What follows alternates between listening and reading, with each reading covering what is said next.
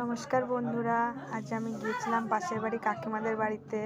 কাকিমাদের বাড়িতে লেবু গাছ আছে, দুটো তিনটে গন্ধরাজ লেবু গাছ।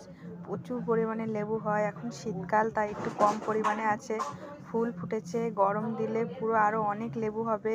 একদম হলুদ হলুদ হয়ে যায়, পেকে পেকে প্রচুর লেবু হয়। আমরা নিয়ে আসি, নিয়ে এসে খাই।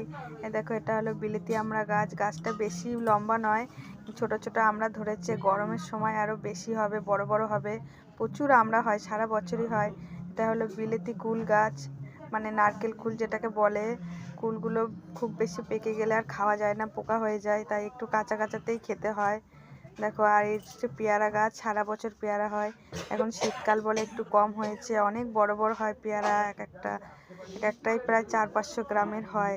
এত বড় বড় পেয়ারা হয়। এখন একটু ছোট ছোট রয়েছে।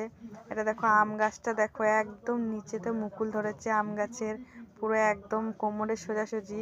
প্রচুর মুকুল এসেছে। এগুলো সব কলমেরই গাছ, প্রচুর আমও হয়।